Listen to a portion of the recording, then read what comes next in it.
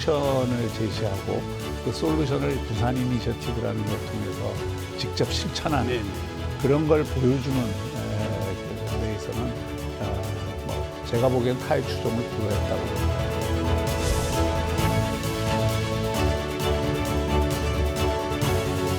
엑스포 유치와 관계없이 가덕도공항은 29년까지 무조건 해낸다라고 하는 것이 현재 이 정부와 저희 확고한 입장입니다.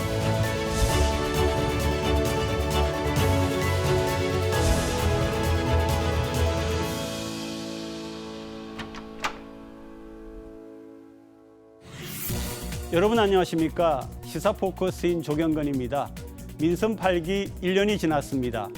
지난 1년 동안은 부산 엑스포 유치가 사실상 시정의 모든 핵심 사안들을 다 빨아들인 한 해였습니다. 이제 궤체지 결정까지 넉 달 정도밖에 남지 않았습니다. 오늘은 박형준 부산시장과 함께 막바지로 향하는 엑스포 유치 전 얘기도 나눠보고요. 산업은행 부산 이전과 15분 도시 등 부산의 핵심 현안도 짚어보겠습니다. 뉴스톡톡 시작합니다.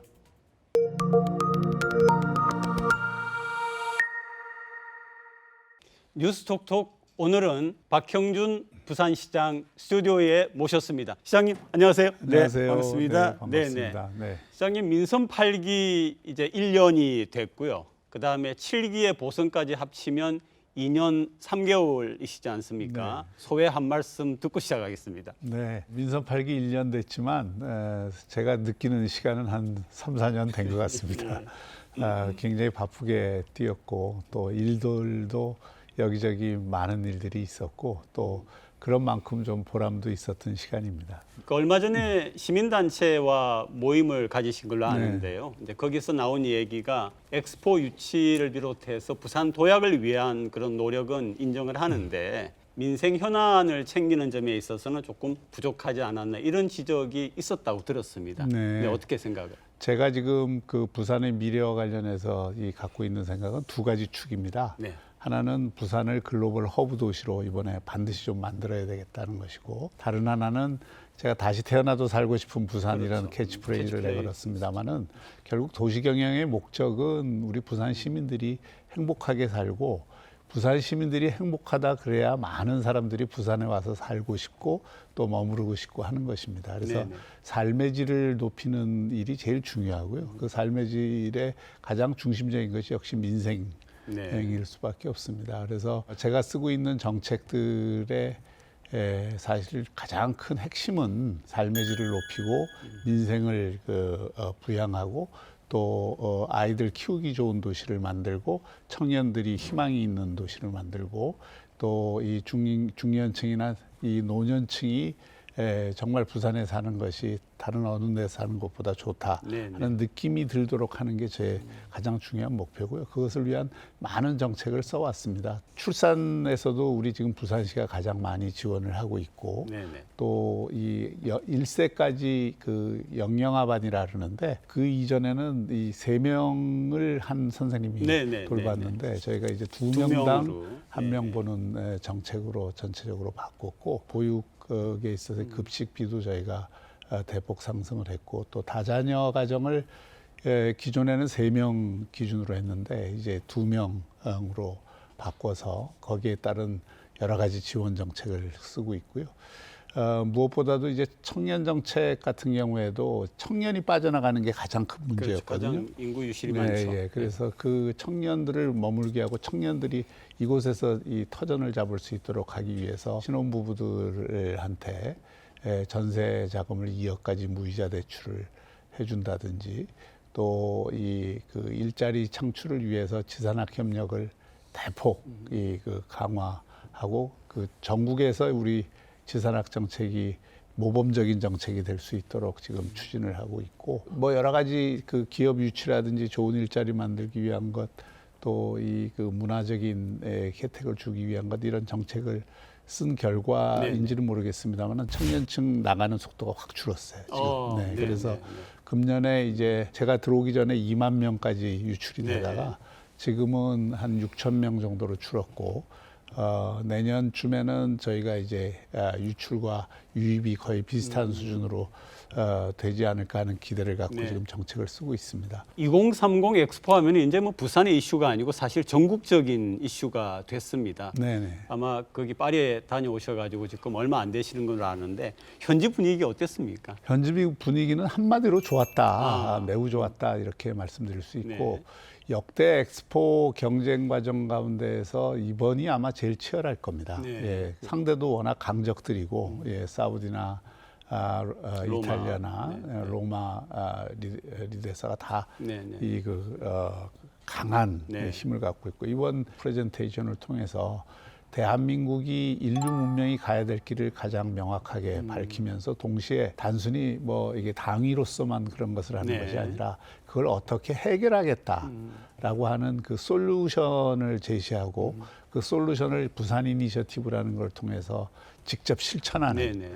그런 걸 보여주는 그 데에서는 뭐 제가 보기엔 타의 추종을 불허했다고 봅니다. 그 사우디 같은 경우에는 이 엑스포를 열면은 이 많은 공사를 할 수 있으니까 많은 돈을 벌 수 있다는 식의 그 홍보를 했지만 네. 우리는 그 나라 한 나라 특히 발전도상국들이 엑스포가 열리면 소외되는 것이 아니라 발전도상국들이 갖고 있는 문제를 구체적으로 협의를 하고 또 협력을 해서 해결책을 만들어서 그 해결책을 전시하는 네. 그래서 발전도상국들이 모두 참여하는 엑스포를 만들고 각국이 또 인류가 처해 있는 문제를 해결하는 엑스포로 만들겠다. 그런 솔루션 플랫폼이라고 하는 우리의 비전 제시가 상당한 저는 호응을 이끌어내고 있다고 생각을 하고요. 그러니까 유치 가능성이 높다 한마디로 이렇게 이제 보시는 거죠. 네. 지금은 뭐 정직하게 얘기하면은 5대5 싸움이라고 네, 네, 얘기를 네. 하는 게 좋을 것 같고요. 그러니까 거기서부터 출발해야 우리가 최선을 다하면은 결국은 60대 40의 싸움으로 만들 수 있다 하는 거고 네. 이런 자신감을 이번에 파리 현지에서의 여러 가지 활동을 통해서 네. 얻은 게 가장 큰 성과고 앞으로는 그런 실사나 또 이 프레젠테이션에서 한국이 가진 그 네. 우위를 실질적인 득표를 통해서 이제 확인을 해가는 과정이 남아 있습니다. 저는 지금부터 대한민국 원팀이 최선을 다하는 것이 가장 중요하고 그렇게 한다면 우리가 희망적인 결과를 볼 수 있지 않을까. 그러니까 방금 말씀하신 부분에 이제 11월 최종 결선 투표까지 네. 어떤 부분에 집중하실 계획이십니까라고 한번 좀 묻고 싶었는데 대답을 이미 하신 겁니까? 아니면 좀 보완을 좀 해주시겠습니까? 좀 보완을 드리자면 결국 한국과 사우디, 이탈리아가 네. 1차 라운드에서는 3분의 1을 얻는 나라가 나오기는 지금 어려울 그렇죠. 것 같고요. 아마 그럴 것 같습니다. 예, 2차 라운드에서 이제 3등표를 누가 흡수하느냐 하는데 이 승부가 갈릴 걸로 봅니다. 그런 예. 전략도 이제 가지신다는 그런 얘기가 예, 되겠네요. 예. 2차 그래서 투표까지. 1차 라운드에서 지지를 받을 나라, 2차 네. 라운드에서 지지를 받을 나라를 전략적으로 저희가 구분을 해서 2차 라운드에 지지를 받기 위한 노력도 병행해서 지금 하고 있습니다. 네, 우리 부산 시민들 같은 경우에는 사실 엑스포에 대한 기대가 엑스포 그 자체에도 있고 또 이게 돼야만이 가덕 신공항이 흔들리지 않고 건설될 수 있다 이렇게 생각을 하고 있거든요. 그래서 시민들의 한 마음 속에는 마음의 한 켠에는 만약의 경우에 가덕 신공항 그 자체에 대하여서 사업의 재검토 가능성이 생길 건가 이걸 좀 우려를 하고 있습니다. 저는 그렇게 생각하지 않습니다. 네. 우리가 이미 유치 과정을 통해서 네. 부산은 많은 것을 얻고 있습니다. 가덕도 공항을 조기 개항 약 6년을 앞당긴 것도 성과지만 그렇죠. 그 이전에 대한민국 국가 경영에서 이제는 서울과 수도권이라는 일국주의를 넘어서서 부산과 남부권이라고 하는 또 하나의 이 성장축을 만들어야 네. 대한민국의 미래가 있고 균형 발전 문제가 해결이 될 수 있고 네. 또 저출산 문제까지 그래야 그 희망이 있다라고 하는 데 대한 인식을 중앙정부가 갖게 된 것이 저는 제일 큰 네. 성과라고 생각을 합니다. 그 기초 위에서 그러면 이 남부권 경제를 새롭게 구축하기 위해서는 부산이라고 하는 도시를 글로벌 허브 도시로 네. 만드는 전략이 대단히 중요하고 그런 글로벌 허브 도시 부산을 위해서 물류가 저희가 해운 물류는 세계적인 2위의 한적함을 갖고 있습니다만은 항공물류 기능이 지금 없잖아요. 그 항공물류 기능을 보완해 주는 게 대단히 중요하고 그런 물류 기능을 갖는 공항을 한 해라도 빨리 갖는 것이 지금 저희가 말하는 그런 새로운 성장축을 만드는 것 시간을 확 앞당길 수 있다. 이렇게 보고 있는 거거든요. 그래서 엑스포 유치와 관계없이 가덕도 공항은 29년까지 무조건 해낸다라고 하는 것이 현재 이 정부와 저희 확고한 입장입니다. 그래서 그런 부분들을 차질 없이 이루어 갈 것이고요. 또 산업은행 이전도 그런 차원에서 추진이 되고 있다. 이렇게 말씀을 드릴 수 있고 산업은행 이전도 이제 법률 개정 문제가 남아 있습니다만은 그 외에 모든 이전의 원칙이나 방향은 거의 정해져 있기 때문에 어떻게 하면 하루라도 이제 좀 빨리 일이 진행이 될 수 있게 하느냐 하는 과제만 남아 있는 거죠. 그러니까 대략적으로 뭐 언제쯤 오는 걸로 예상을 할 수 있을까요?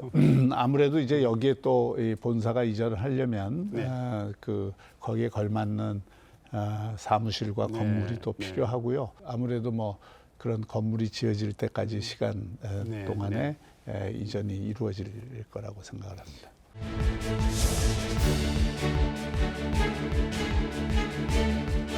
철저히 우리 시민들이 안전하게 수산물을 드실 수 있고 또 수산업이 피해를 보지 않도록 부산시는 지금 촘촘하게 검사, 꼼꼼 감시라고 하는 그 캐치프레이즈를 걸고 계속 그걸 시민들에게 보고를 드릴 겁니다.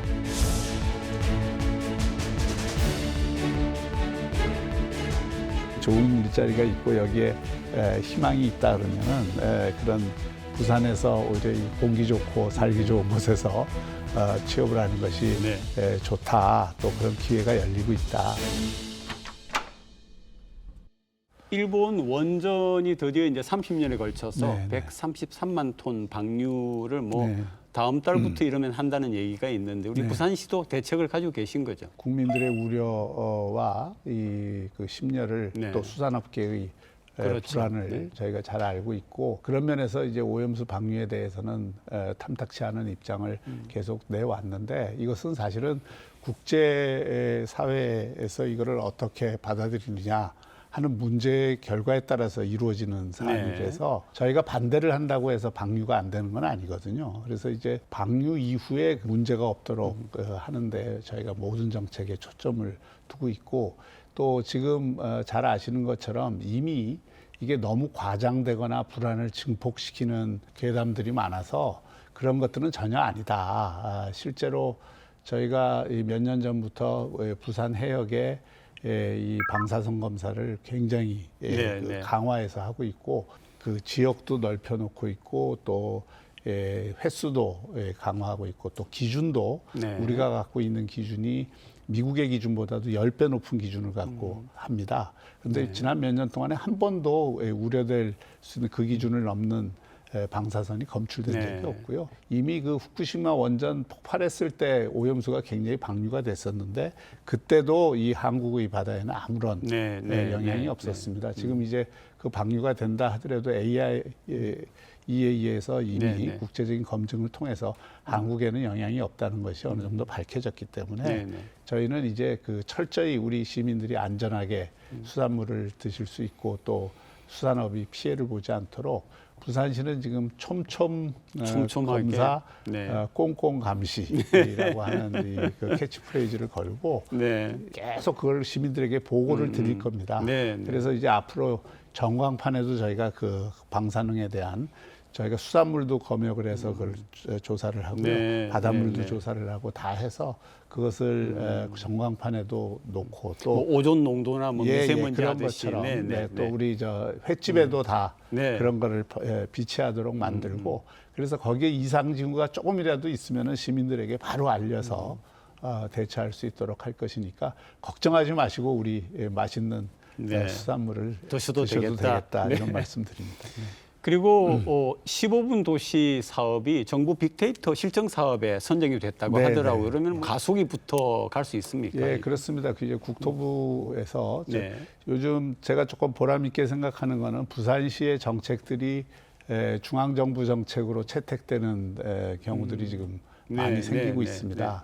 교육부가 하고 있는 라이즈 정책도 우리 부산시가 했던 지산학 정책을 그 모델로 해서 지금 하고 있는 것이고요. 지금 말씀하신 15분 도시 정책도 우리가 이제 이게 그 시행을 하니까 국토부에서 굉장히 관심 있게 보고 이걸 전국화하는 것이 좋겠다는 걸 갖고 있습니다. 저는 이렇게 생각합니다. 우리가 다시 태어나도 살고 싶은 부산을 만들려면 15분 도시의 핵심은 무슨 시설을 많이 갖다 놓겠다는 것보다도 우리가 사는 이 부산 지역에서 좋은 관계를 갖는 공동체를 회복하는 그게 핵심입니다. 아이들은 아이들끼리, 어른은 어른끼리 또 이 그 지역 내에서 다양한 형태의 만남의 장이 형성되고 또 그러면서 같이 향유하고 같이 교류하고 그러면서 좋은 관계를 갖는 그런 터전들이 많이 생기는 게 중요합니다. 왜냐하면 모든 불행의 씨앗은 관계의 파괴에서 옵니다. 홀로 사는 데에서는 행복이 있을 수가 없어요. 그래서 그런 어떤 좋은 관계들을 가족이든 친지든 또는 이웃이든 친구든 이렇게 가질 수 있도록 하는 게 저희 핵심 정책이고요. 예를 들어서 어린이 그 문화 복합 공간인 들락날락만 하더라도 지금 시청 1층에 엄청나게 시청 1층 환경이 달라졌습니다. 굉장히 많이 오고 어른과 아이들이 함께 즐기고 어린아이들 입장에서는 디지털 문화체험부터 교육까지 언어 교육을 비롯해서 다양한 교육까지 다양한 그 디지털 컨텐츠와 직접 선생님들의 도움으로 하고 어른들도 아이들하고 같이 즐길 수 있는 그런 아날로그와 디지털이 함께 결합한 공간입니다. 지금 이거는 저희가 1년 동안 운영해 본 결과 지금 이미 수십만이 이용을 하고 있고 저희가 이거를 전 지역에 300개까지 늘리려고 하기 때문에 그것이 일종의 15분 도시의 앵커 시설이 될 겁니다. 또 이 생활체육 시설들을 저희가 촘촘히 그 구축을 해서 생활체육 천국 도시를 만들려고 하는 것도 같은 취지입니다. 운동은 혼자 하는 게 아니잖아요. 여러 사람하고 어울려서 더 재밌죠. 그리고 동호회를 통해서 자기 건강도 돌보고 이 관계도 또 만들고 이렇게 하는 거거든요. 그래서 그런 것들을 이제 곳곳에 하고 그리고 작년에 저희가 미세먼지가 전국 광역시 가운데 특광역시 가운데 1등입니다.